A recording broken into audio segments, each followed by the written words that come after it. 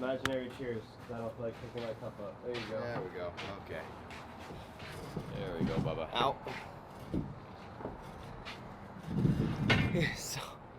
It's so dark right now. Yeah. My camera's struggling. It's like, where are you guys? Oh, happy weekend, everybody. Is it? No, I'm just kidding. Is it a happy weekend? Is it July? This is gonna be my most sleepy form.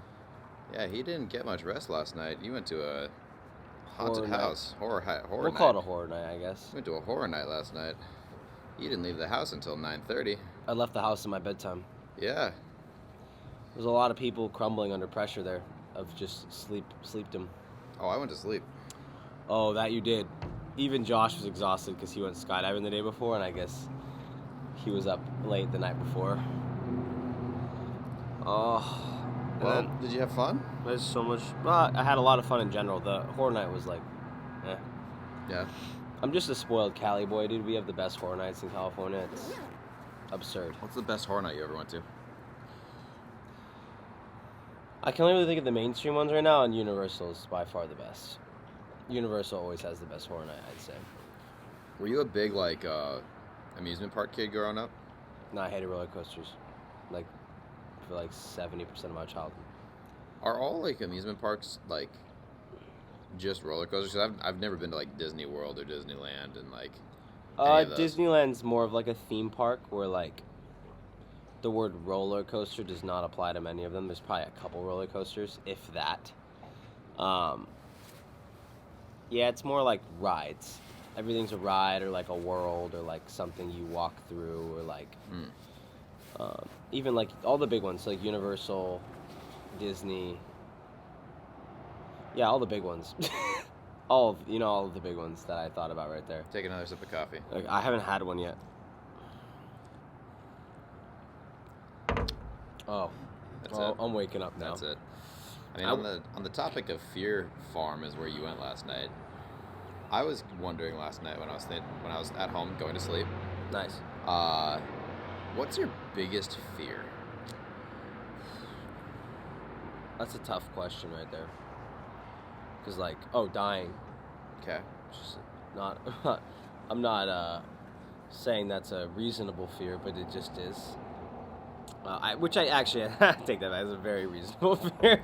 I feel like most human beings are afraid of it. We're just bred to be afraid of the unknown, right? That's like the one biggest unknown in the world. I am a little overboard where my hypochondria comes in. I don't know. It's either I really like my life, I'm not ready to go. So the idea of like going sounds horrendously terrifying, or or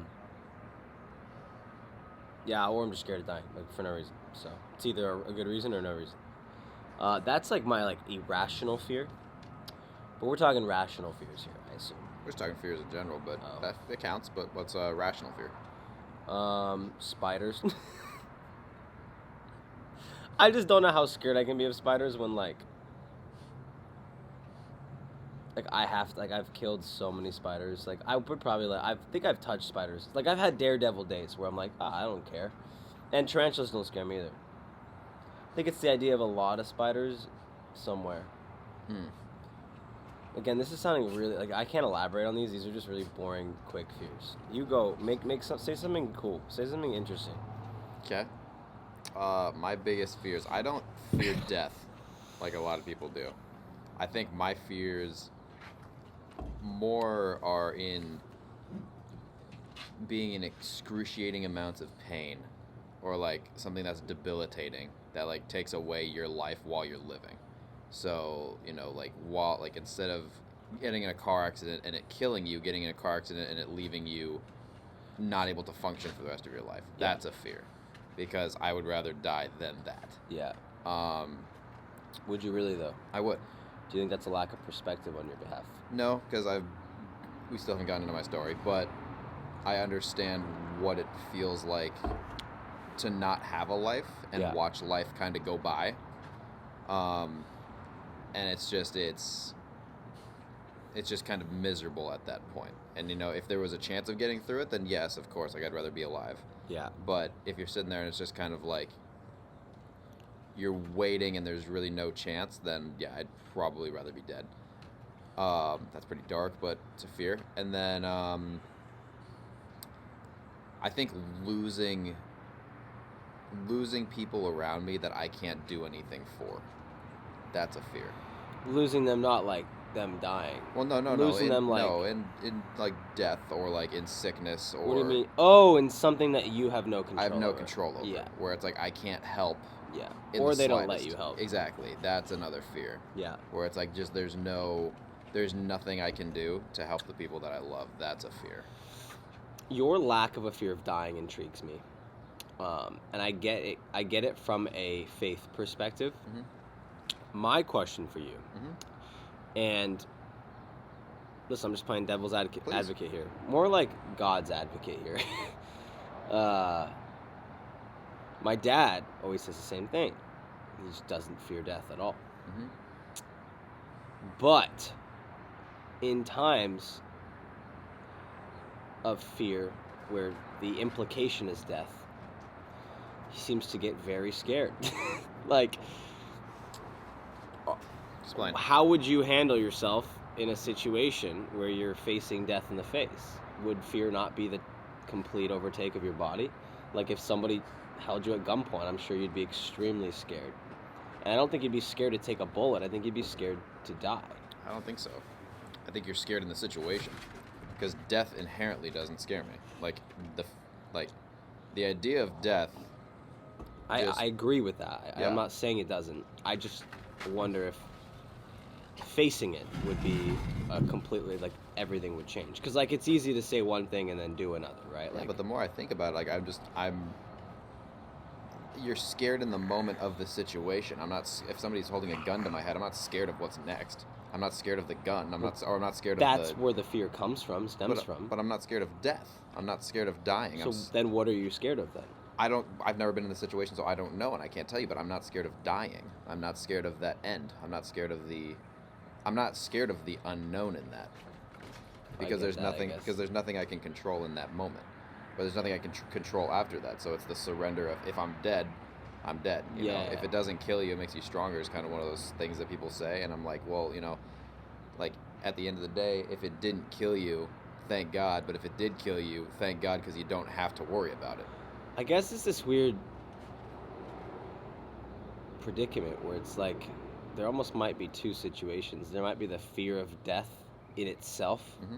the fear of the concept of death, which is what I have, I'd say. It's like just facing the unknown to me sounds scary. Like that just, and it's one of those things where like I can suppress it. I'm guessing a lot of people do this. Like I can suppress it all I want. I don't worry about it on my day to day. I'm way better at being a hypochondriac. Like I don't care.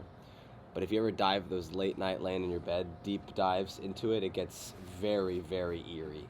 And then I think on the contrary, there's also the fear you feel when you actually are experiencing something that could result in it. So like that is where I think a large sum of the reasons we fear in this world is in terms the result of death. We fear our health. We fear something dangerous. We fear everyone feared COVID because it was death. Like that is what led the fear. You follow the fear all the way, it just leads. Their underlying fear was dying. So I wonder if like those are two parallels where like one is the fear of the unknown of dying, because I understand that. I think I can almost not agree with you, but I can understand where you come from, where like that sense of surrender, I understand that. But on the contrary, like I don't know if there's anyone on this earth who wouldn't be genuinely terrified facing the chance of death. Like staring death in the eye, I feel like would scare anyone, no matter how not scared of dying they are. Like I feel like if you jumped out of an airplane with a let's just say With a parachute? Let's make it way funnier. Let's say you jumped out and then you're like, oh fuck, I forgot my parachute, right? Mm-hmm. You're dying. It's that. But do you have time to think? Does your mind get Oh, so you got 60 clear? seconds. But does your mind get so clear that this is it? That this is death? Like, I'm sure, but I think there'd be a good couple seconds before your brain surrenders, where you're like, because you're human, so you're gonna start analyzing, what can I, what can I do here? But then, like, that's the thing, is your brain takes over and you start analyzing a way out, a Correct. way to fix it. So you're not thinking about death in that moment. You're thinking about what can I do in this situation. Well, I think you're thinking of both at the exact same time. What can I do so I don't, what looks like is about to happen is not going to happen. But I think that's almost instinctual, and your brain's probably still thinking about that. And I would love to have like a conversation, because I showed you that video the other day of the dudes that were jumping off the bridge, and the one dude landed on the other dude's parachute. I'd love to have insight from somebody like that, who like has especially someone who's clearly not that scared of dying. Exactly, who has fallen, and like in case you guys didn't see the video, which majority of you probably didn't, there was a couple guys doing base jumps off a bridge, and they jumped together. One guy jumped above him, and the guy on the bottom opened his parachute, and the guy on top landed on the other guy's parachute before he pulled his. And so they just kind of like fell to the earth, but luckily kind of like untangled at the last minute. And this is base jumping, where they had a second, exactly, maybe, of figuring it out, and then his like reserve pulled, or maybe he pulled his. I don't know. Yeah, but they both lived. I guess there's no reserve. Yeah, they both lived, but there was a good. It definitely wasn't comfortable, because his reserve chute came out and it was completely tangled, and he just spun into the water. Well, now I'm thinking about it. It's like in base jumping, there's no reserve, so he must have somehow figured out a way to almost have pulled his chute. Yeah. Because there's no reserve. There's True. nothing's pulling automatically. It's True. on you to pull. True. And so it'd be interesting to like have a conversation with somebody who's faced death in that exact situation, and see like what went through your mind. Because I'm sure the first thing that goes through your mind is, I've prepped myself for this situation, hopefully. I don't know. I don't know if base jumping you've got enough time for that. I don't know. I just don't know. We look at it from our angle. I just don't know. Yeah. It was just an interesting thought last night, because I was like trying to think of things I'm really scared of. Yeah. And death didn't hit. Like I thought about it. I was like, am I scared of death? And I was like, I could, because I think of fear. When I think of fears, I think of when you sit there with them and you can emotionally start to feel anxious when you think about them. Yeah. That's what I think a fear is. And with the losing friends and not having the control over helping people, I genuinely got like goosebumps and my hair started to stand up on my arms. I just felt sick. That's a really rational fear. And then, but when I thought about death, like there was no reaction no matter how hard I dug into it. I just couldn't. It was just like, all right, like that's not it. I think another fear of mine would be like the people I love getting the wrong idea about something. Like, it's a small fear. So I'm just thinking more like day-to-day fears. Because as you said that, I'm like, there's a lot of things that I fear in my day-to-day. But I think that like this, I'm just thinking of other ways we feel fear. Like, I would just think of the traditional spider, creepy, death kind of vibes. But like, I fear like misunderstanding. Like I mean, we've talked about this. Like, I'm all about intentions. Like, I hate when people think I would do something I would never do, and not being able to persuade someone with words. Like, nothing you do or say could convince someone. It's almost like you did something wrong, or someone thinks you did something wrong, you didn't do it. There's nothing you do to convince them you didn't. And it's like, that is so scary to me, because it's like, same thing. It's like losing a friend or losing a loved one because of something you didn't do. And then for me, a fear of not being able to like figure it out with words, not being able to like articulate and prove to that said person that, I don't know, that scares me. I think about that all the time. Now that I'm thinking about that, like just when you said that, like I had like my hair, like the hair on the back of my neck stood up, is hurting somebody unintentionally. Yeah. Is a huge fear of mine. Yeah. And like I'm almost like, I'm like, it's weird because I'm like tearing up thinking about that. Like, that scares me. Yeah. Like, where you said something or you did something that that shook somebody's life in a way that you did not intend for it to happen, but you had control over the situation and you were the bad guy. Yeah. Like, and you didn't even want to be. Like, you just said something, or like, you know, you brought something up or did something unexpectedly, and it's just like that's terrifying. And it's scary because we're all humans, and like we all make mistakes all the time. And you just hope that the repercussions of your mistakes are more so a learning experience rather than, like you said, like just knowing that somebody was hurt. And that happens all the time, dude. People do it all the time. Yeah. I think it's the way to get through that though is to sit on the fact every day that's like, just because you did one bad thing doesn't mean you're a bad person. Mm-hmm. And obviously that explanation can be twisted in a lot of different ways, where I then probably would start questioning it, right? Mm-hmm. Like, but I think for me, my theory has always been like, the farther on that spectrum you get of terrible things you do, the more of like a mental illness it is. Yeah. Like, I think someone with a sane mind can only make such a big mistake, right? Someone with a sane mind is not going to walk into a Walmart and start shooting people. True. If they do that, am I warranting it? Fuck no. But there's clearly an illness there. Mm-hmm. No one's shot anything up without an illness going on in their head. And so I think somebody with a sane mind, I'd like to say you'd have a sane mind, would only make such a mistake. Yeah. Like, you'd only hurt someone so much. And so what I would say, like, somewhere along that spectrum, the ability to, like, forgive yourself might dissipate a bit into mental illness. Like, that's where it's, I don't know how you'd forgive. Like, I think there's some things you do in this world where you got to deal with it after. Like, yeah. you're taking that to the grave and you can figure that out after. But I think for the most part, people, like, just your everyday lad, you know? True. Any mistake could be forgiven, whether it's by yourself or the person you hurt. Because even if you hurt someone, again, you can't control other people. So I think you can always forgive yourself in some regard, which would allow you to, like, move on. So I think that is a nice comfort idea that takes away a little bit of the fear of, like, the unknown. Yeah. I don't know, though. People do always ask me that. Like, what are things I don't like to do, things I'm scared of? I don't know. I tend to like to do those things, so I no longer am scared of them. Like, I would have said 2 years ago skydiving, and I would have probably sat here and argued with you why I can't do it. Then you just do it, and you're like, oh, I'm stupid. That's another thing, like, growing up, doing action sports taught me is, like, mental blocks. I remember, like, the earliest mental block was, there was this 8-foot quarter pipe at the skate park. It was, like, the 8-foot. It was, like, as a little, I was, like, 2'2" when I was younger. 2'2", that's 26 inches. Mm-hmm. Well, I was definitely 2'2", but I was 2'2" when I was like 7. You know what I mean? And I'd look up at this thing, and it's just like that mental block.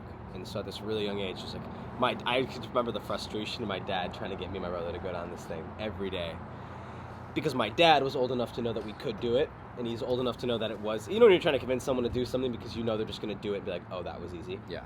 But it's frustrating, and from my perspective, I just couldn't do it, and then I did it.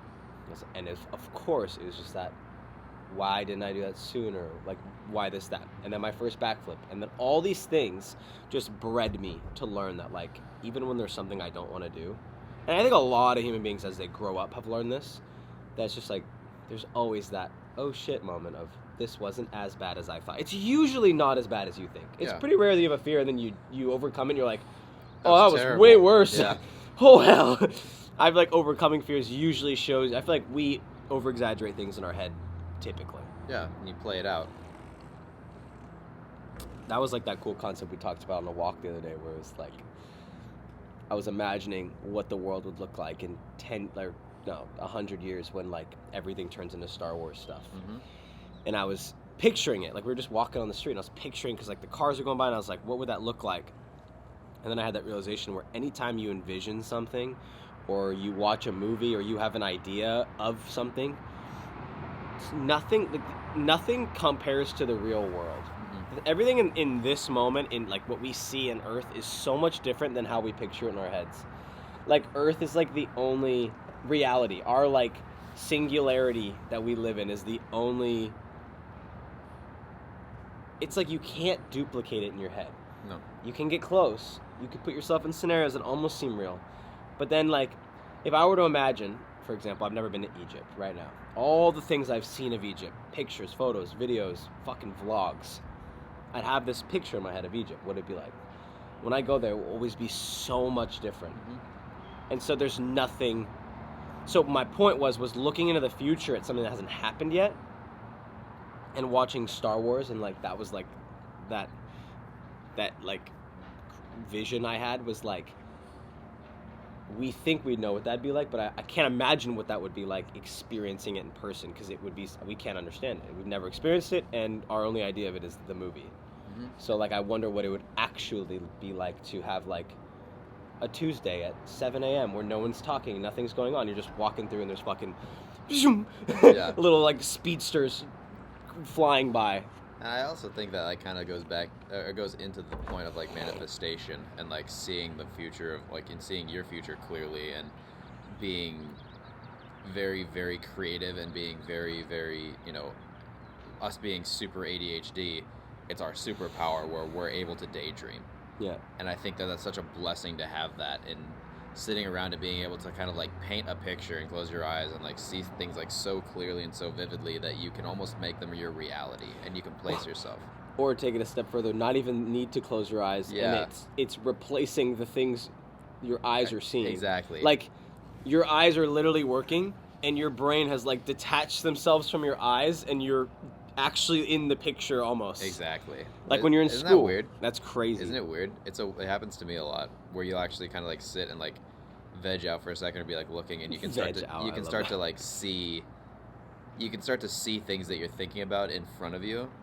It's like if you don't have ADHD and you don't have that, like, I'm sorry, like it's. You don't think people can do that? I think some people miss that because I mean I do believe people are creative and people have great imaginations, but it's a completely different thing when you're sitting there and you can just visualize with your eyes open. Yeah. And like almost live in your head in your reality, like pull your brain out of yourself. It is also a massive traditional learning disability. Yes. And I say traditional learning to make sure it's clear that it wouldn't be a disability if we weren't forced to go. I wouldn't even say it's a disability. It's a freaking superpower. Well, that's what I'm saying. I don't Yeah. want to call it a disability. That's why I had to add the word traditional, because it's Yeah. only a disability when you take that creative and put him in a non-creative space. Yeah.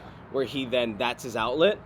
But you're there to soak up non-creative information, and you cannot because you are too busy. Exactly. So it's like, I guess, in a scenario where you are not supposed to let that flow, it is such a disability. Like, that is one of the reasons why I failed so many tests and quizzes in my life, because anyone with ADHD will know this, and maybe some people who don't.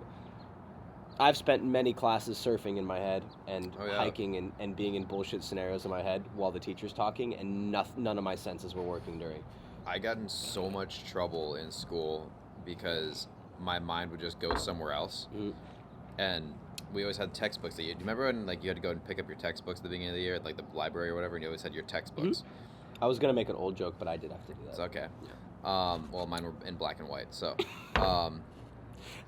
But I got in so much trouble every single year because I would just zone out and my hand would just start drawing. And I would draw in the textbooks, and I wouldn't even. I would just like zone out, and I would just draw, and like just like not even thinking about it. Like I would literally just be visualizing and doing stuff, and I just draw stuff, and then like the teacher would make a noise, and I'd kind of come back to reality, and I'd look down, and there would just be like art. There would just be it says Scotty's name. He like graffitied his own name. Just like that weird S thing. The evil S. Yeah, but no, like I got in so much trouble doing that, and I remember always being like, why am I like this? You and might I'd be an always artist break it at down. heart, dude. What's up? You might have an artist in you. There probably is. But he's trying terrible. To break out. He's not good. In your head he's great, but Yeah. as soon as it translates to the pen is where it gets lost. You're like, this translation. Mona Lisa looks amazing. You look down, it looks like somebody dropped milk on your book. You're staring at it, you're like, wow. Whoa. Whoa, shit. Whoa, okay. Yeah, I'm not going to school. But yeah, I remember getting in so much trouble for doing that, and it was every single year, and I could never kick that. And I still do that, where I'm like sitting, and you've seen me, where I kind of like, I explained to you the other night, when I kind of like sit there and I just kind of like zone out for a second, and it's like that's happening. Yeah. You know, I'm living in a, and I don't know why. I just like I start to think about something, and I just live in that for a couple minutes, and then I bring the perspective. You are not back, alone. And it's just like, and I just kind of like analyze what I was thinking about. It's really weird. I honestly, I've learned this recently. This is a realization I had. Every human thinks they think and are in their head more than other humans, because we think so fucking much that we're like, there's no way other humans are doing this, because you look at other humans and like, oh, they look so composed and peaceful. On his way to work, he must not be thinking of anything. Now, do I think there's people who think more? Yes. Mm-hmm. With that being said, fuck all that I just said. I think more than everybody in the world, dude. Like, it's a curse. And again, I'm being kind of sarcastic, and I think everyone has this, but I think I'm definitely on the bad spectrum of this, and I know this because there's no fucking way people are on my level. People like you, maybe creatives and ADHD people, but like, dude, I don't stop. No. I actually get to the point. Here's one of my embarrassing traits. Kind of. I guess I'm not embarrassed about it, but quite often am I by myself, running through some make-believe scenario in my head, and my mouth and my vocal cords start to participate in the scenario. By myself, in a car, or on a walk, or on my bike, this lunatic's talking to himself a little bit. I do it too. But I'm not actually. It's what it appears. I am doing something. Yeah. And even if I'm imagining Spider-Man, and I'm Spider-Man, I might say some weird shit out loud. I will too. And I do that, but I look into like the next event that's coming. And so like in any event, like we'll take business for instance, when I'm going to have a meeting or something like that, I start to think about what we're going to be doing, what we're going to be discussing, what we're going to be talking about, and I'll start to run through the meeting before I get there. And I'll start to talk like I'll see myself shaking. I was like, oh, how's it going? Isn't that so fucked? I'll be like, how's it going? Like, oh, good, yeah. And I'll have the entire conversation out loud, and it was even fun. And just full disclosure, like when I was like first starting to model and first starting to kind of get into creative, I loved Jimmy Fallon. And there was nights where I would watch Jimmy Fallon and I'd turn it off and I'd go lay in bed and I'd just start thinking about like being on the late night show. And Hey Jimmy, how are you? I would. I'm not even kidding. Like I would imagine him announcing my name and I'd walk out and I'd just like see myself and I'd even like hey, maybe you're gonna be on Jimmy Fallon one day. Dude, hey, manifesting it. But Jimmy, if you're watching this. No, and I do it all the time. And it makes you feel it makes life fun. Yeah, I think it is. It's a lot of fun because it's like this alternate universe. You can. It's there's no limitations. In your head. You can do whatever. Yeah, it's like being in the metaverse in your head. Oh, I've got such a good thing to discuss. Before we discuss this, I want to make all of us take a moment to think about how absolutely fucking ridiculous we'd look if someone caught us. Like, I just imagine walking out and Scotty's just sitting there. He's doing nothing, and he's like, "Yeah, how you doing? Good." Because it's not like your body moves. I don't think. No. I don't ever like. Yeah. I won't go in for a handshake, but I'll be like, "Oh, how you doing?" And I'll literally catch myself. How did I just say that out loud? Yeah. And I hope one day we catch each other doing this. I'm just like, that guy's fucking crazy. What if we're just doing it together in the same room by accident? Just like we hear each other at the same time. We're having a conversation. While we're on the topic, really quick, you just said handshake. Yeah. In the last week, this is not gonna. I'm not calling anybody out, but I am calling you out. Not you, but people. In the last week, I have had more interactions with people who don't know how to shake a hand, which is a very basic thing you think about, but it leaves such an impression on somebody, and it's your first impression normally, besides sight, that you get of somebody. Well, a lot of people can't see. Exactly, but I'm just saying. Don't be insensitive. It is your first impression of somebody when they shake your hand, and in the last week, I have had more men and women that I've shaken their hand to introduce myself and meet them. Yeah. Where it has been the women women get a pass though. Women do get a pass, but they almost like miss your hand. I almost say it's if you shake my hand too much as a woman, I'm like, all right. Okay, there, big guy. Settle down there, Miss Dominant. Yeah, okay, She-Hulk. But like I just want like a nice little hello. Exactly, but I'm talking about. Let's bring it over to the men then for a second. Pussies. No, just kidding. I've had this handshake first, where it's the claw. I had that the first one. I had the go in for a handshake, miss. God, dude. And then I also had the last one where it was just dead fish. I would literally, if I swear to God, I have the issue of saying everything on my mind. I'd be like, grip my hand. Dude, it was literally like, it happened like 3 days in a row, and I was like, did I miss a conference here where they discussed a new way of doing this? Like, I mean, it's all up for debate, right? I was always taught that you look someone in the eye, you grasp, you give like 50% pressure to like, you're not trying to show dominance. I'd say for you should give like 30. We don't want to hurt anybody. Yeah, you're not trying to show dominance, but you're trying to show like this is a meaningful interaction, and you look them in the eye. Every single one of these people didn't look at me, missed my hand, didn't put any pressure into it, or princessed me. Like, it's... I'll be honest with you right now. What? I want to be frank. Go. Be frank. Be fair. I would rather get princessed than have that ego handshake done to me. Oh, by yeah, Mr. but, like, Insecure, who tries to fucking break my wrist. Exactly. Tell you what, I would rather you pinky tap my palm. Yeah. Before you ego squeeze my hand. I'm like... But what's more, like, what happens more is the Is it the ego guy, or is it the little dainty princess Almost, I'd say most people know how to shake a hand. hand? And then I feel like the ego handshake is still a more accepted handshake. Like, it's still it's accepted, closer to what you're supposed to do. Mm-hmm. So I'd say I get that more. And that shit fucking pisses me off. Like, all I can think about is, like, we were talking about being in our heads, and you get, like, somebody who egos you, and it's just like, ow. In your head? Yeah. And you say it? Ow. I mean... Ow, no, I'm good. No, it's just like, God, I hate... It's just like screams insecurity. It's Yeah. like walk up, you might as well, you know, your handshake should be welcome. Go, hey, I'm insecure. What's your name? Walk up and punch me in the face. Hey, I don't think I'm strong. Hello. God, I hate But that shit. It's just happened so much in the last week that I was like, did I miss something? Like, has there been, like, because you were talking about trends the other day. I was like, is this a trend? You missed the memo. I dude. missed the memo. Yeah. The dainty handshake Wait, memo. you said trend? Trend. Trend. What's Just trend short for? Trembenolone? Tremberlin. Tremberlin. That's steroids. Yeah, it's we just bad. work out, so that's like a joke. kind of. Exactly. Don't do those. Yeah, don't. Unless you want to compete, then don't Yeah. do those. But yeah, sorry went on a tangent. You said you had another thing to discuss. Yes. Here. Okay. And this could... we might find out on today's episode that I have mental problems. Now, I have this weird thing. Okay. Had it my whole life. Okay. If I overthink something too much, Okay. a scenario, say in my head, I want to do something I can't do in real life because that sounds fun. Yeah. I want to, I don't know, do a standing double backflip. That'd be cool. Just standing double backflip. Can't do it in real life, so I'm gonna sit there in class and do it in my head. Yep. A lot of the times, I can't do it. In your head. I cannot. It will. It's because I'm realizing that this is an issue, and it will fuck up at the end at some point. I cannot do it. We will not. Something happens.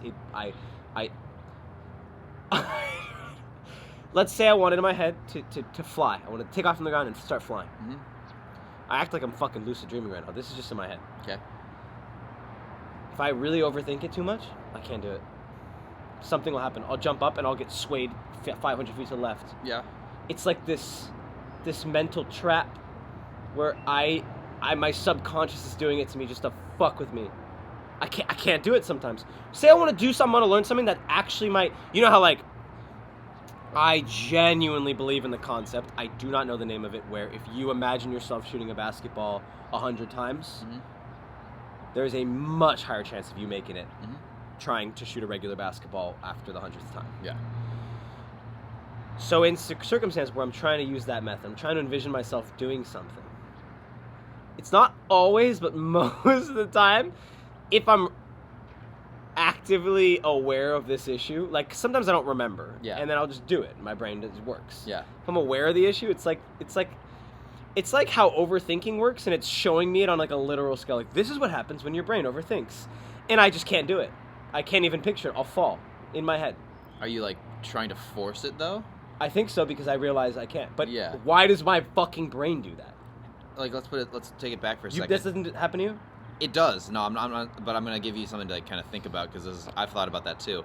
Where it's, have you seen somebody do a double backflip just standing there, just 1, 2? Really? Mm-hmm. Okay. Because my argument was gonna be, a lot of the things that we kind of think about, we've seen somebody else do, and so you can kind of like, if you've seen it, your brain kind of goes, oh, it's possible. You know, it's the same reason that like the 4-minute mile guy. Yeah. The first guy to run a 4-minute mile, nobody had ever seen that happen before, and nobody could do it. Like, just no one was. People were trying to, they couldn't do it, and then one guy did it, and then in the following months, like 17 more people did it because they saw that it was possible. That's and cool. Did it. That's a cool concept. And so like, I was thinking maybe there's something there where you hadn't seen it. Okay. And I can tell you from just how fucked up it is, it's not that. It's literally just a mental block. It's something. It's got to be something. There's got to be an explanation for it. And I want you guys, this is probably the thing I want to know the most, is if you guys have this issue. And it's one of those things where it's like, if you know, you know. Yeah. YK. I don't know how I do that. You know, that was really well done. Because when I go to type that out, it takes me a couple of, if you know, you fuck. If you know, you fuck. But that is so weird. It is weird. God, it's frustrating sometimes. And that's where my ADHD asks, where I'm trying to have some cool scenario. I'm trying to surf like an 80-foot wave. And I go to paddle into the wave, and I miss the wave. Like, motherfucker, this is your head. You can do whatever you want. We don't miss waves in our head. That's some real life shit. Get up. In my head, you do it ever. He's like, all of a sudden, like, you're inside your head, your dad shows up, and he's just like, get back up. And you're like, Dad, get out of here. Dad, this is my thought. Dad, this is my thought. Leave. But you know what I can do, and this is kind of weird. It's almost like this is where it becomes forced. Say I go to double backflip flat, and halfway through the double backflip, every time my body just launches 600 feet. I'm like, fuck. What I could do is overly force it, and after I launch, I could, like, launch myself back and then land it. Yeah. But I'm like, that doesn't count. I didn't do a proper double backflip. That was me forcing this weird phenomena to stop happening. Yep. What is that? Someone, I need an explanation now. It's bullshit. Talking about dreams and stuff, I've had this happen a couple times in the past year, and it's... I've Wet talked in the to... bed? Yes. Well, that's like a once a month thing. I'm old. That happens a lot. But no, it's happened a lot in the past year, and I want to know if anybody else has experienced this, and if you've experienced this. I'll have a dream. I haven't. Yes, you have. I've had I'll have dreams, and I'll meet somebody in my dream that I've never met before. Like, I don't feel like I've ever seen them. I do believe that you've, like, in your dreams, you've seen the person that you've, like, met, and you've just kind of, like, Wait, shut up. together. You're about to say something I literally said the other day. But, like, I'll see somebody in my dream, and then, like, a week later, I'll meet them. Oh, no, that's fucked. Like, it's really crazy. Like, I'll meet them, or do you meet someone and you think that this could be the person in my dream because it feels the same? It's almost like deja vu, but like I'll see it so clearly in a dream. Because you don't really remember too many dreams, but it's always the dreams that you remember, where you're just kind of like... You don't remember too many dreams, but it's the dreams you remember. There's some dreams that you kind of like, you can remember and articulate. Yeah. And it's happened to me a couple times in the past, like, month to about a year, where I'll see somebody in a dream, and then I'll meet that person. And it's like... and I have to sit there and break down, like, where have I met this person before? And I just can't find it. It's like, I met you in my dream. And, like, that's, like, the whole, like, it's almost like it's the pickup line. Yeah, it's the pickup line, yeah. Hey, I met you in my dream. Exactly. Oh, real original. No. It's like, no, I'm not kidding. I really I was, like, literally, like, last Sunday I was sleeping. I knew you before this. Yeah, exactly. Like, yeah, I know your name. But that's a concept I want to know if you've ever experienced. So, I was just talking about this to my mother the other day. This is going to sound really sad when I tell I was like, Mom. Because me and my mom always talk about dreams. That's one thing my mom's the classic. Next morning, wakes up after a dream, she has to tell you the dream. Yep. And then halfway through it, I've lost what she's saying because no one really understands your dreams but you. Yep. I'm like, Mom, I kept having this weird, I've had for the past couple months, and this is one example of it happening many times, where there's this girl in my dream. And I can tell you how I feel around her. I can tell you, like what we did in the dream and how it made me feel and how she spoke and how, like, literally I could feel her presence. Like, this sounds so sad, dude. I swear I'm not that lonely. But I have no idea who it is. And anytime I analyze someone in the real world, because my thing is like, fuck, what if this is, like, one person I'm not realizing? Like, what if it's someone I overlooked? True. And I have these subconscious feelings that I'm not realizing in the real world. And when I could connect the dots, that person in my dream that I've already got this connection with exists. No, she doesn't exist so far. And then if I ever meet a girl where I actually, like, enjoy spending time with, well, I usually forget about that concept, but I don't think it's them either. Mm-hmm. And so I think I have your scenario where I just never meet them. I don't know if they exist, or maybe I haven't met them yet. Isn't it funny how, like, whatever you kind of, like, see throughout the day, or you, like, your last couple of visions and stuff, like, a lot of times those are the things you dream about, but you're not even dreaming about the situation that you saw or you interacted with. You're dreaming just about the people that were attached to it. Because I had a girl reach out all the the other time. day. I dream about the weirdest people that I would never tell them because I'm like, I saw you for a second, and then my brain put you in my dream. Well, it's funny because I had, like, a girl reach out the other day on Instagram, and she was like, I had the weirdest dream last night. And I was like, what? Did you ask her if it was a wet dream? Let's get past this. Sorry. But, like, she was like, I had this dream, and I was like, what was it? She's like, I was watching your guys' podcast, and then I went to sleep, and I had a dream that just you and Ambry showed up and gave me a cheeseburger. Wait, where was I? So I was like, where did Jordan go in this situation? I was like, he was the one making the cheeseburger. Was I making the cheeseburger? Yeah, you made the cheeseburger. Oh, no, me and her were kicking it. Yeah, probably. Y'all brought we us brought a you cheeseburger. the cheeseburger. And she was like, and I was like, so what was the rest of the dream? She's like, oh, that was it. I was like, you're just dreaming. Vaguely, you pop in, cheeseburger, out. Like, it was like, Jordan, go fuck yourself. Yeah, it was interesting. And I was like, How crazy is that your subconscious picks up little things like that, and then you become a part of somebody's internal reality? I mean, bro, I have dreams about people I haven't even thought about in a decade. It's just nuts to People me. I haven't seen in a decade. I wonder where that comes from. Like, it's all in your subconscious. It's in your subconscious. Like, I wonder what, like, it'd be so funny to, like, see, because it's almost like those old cartoons where they went into somebody's brain and they have, like, filing cabinets. Yeah. And there's just some guy that's like, oh, we haven't talked about this in a while. Like, he's Throw like, that yeah, in. send it in there. Throw some of that in. Exactly. We got cheeseburger. He's been thinking about this but doesn't realize it. Go for it. It's just like, that's so crazy how your brain He met works. this girl, but he didn't really pay attention, so he has no idea who she is, but we're going to fuck with him. Exactly. He met her, but we'll see. We'll see if he picks up on her next time. Like, it's so nuts. I'll be honest, I think about this a lot. You know I'm a man of very few secrets, if not any. Yeah. I've had this weird thing lately of I was thinking, it's like, what? There's got to be some things I just wouldn't tell people. Okay. Or I'd rather not tell people. Okay. I'm having a really hard time figuring it out because I don't give a fuck. But I think some of them come down to just those moments between me and me. And a lot of it's in my dreams of just the most sus fucking shit happening. And I know it's not just me. I think human beings have this tendency to think that our dreams have to all be explained by something. Yeah. I think that's absolutely fucking bullshit because I have had some of the most unusual dreams that I honestly think I would not tell people. Yeah. I think some of my biggest secrets are some of the weirdest shit that happened in my dream that I'm just not ready to face the criticism of what that was. I've had moments where I've thought about it, but I fear that the person I'm speaking about was going to lie to me and that they haven't had it, and I'm just like, oh, yeah, no, I never had that dream. That'd be stupid. Because I hope everyone out there's like, yeah, he's telling the truth. He's saying what I'm thinking. Yeah. Because I've had some shit I would not talk about in my dreams where I'm just like, I actually wake up and like, a little sus, Jordan. A little sus. I don't know what the fuck you were thinking there. Do you sleepwalk or like dream walk? I did when or I was a kid. Yeah. Not anymore. I like dream interact with things. So like What? I'll like it happened like 2 days ago. I had a dream that I was getting like a text from somebody, and I just like I don't even know what it was, but it was like super early, so my alarm was about to go off, and it was like probably about 4 a.m. 3:50, and I remember just like sitting there and like having a dream that I was texting somebody, and then my alarm went off and I was holding my phone. Like, the irony that your phone was already in your hand is pretty funny. Isn't that weird? But it was like I was texting I was holding my phone in the dream texting people, and then my alarm went off and I was holding my phone like if I was like texting someone. I just picture I walk in, I'm like, Scotty, who are you texting? You're like, and you don't even respond, you're just, Scotty, who are you texting? Phone's off. Yeah, it's not even working. Oh, that's a good story, dude. One time we were in Cabo, and we're on a little beach walk, and there's this. Let me catch your thought. I'll be honest. I have the thought. It was just like, I'm gonna be as transparent here as I can be. I was gonna say dude, but I'm not sure. Okay. That's all. So we're gonna leave it at that. Okay. I'm not sure. We know what we're talking For about. the story, we're gonna say dude. Yep. Who was like.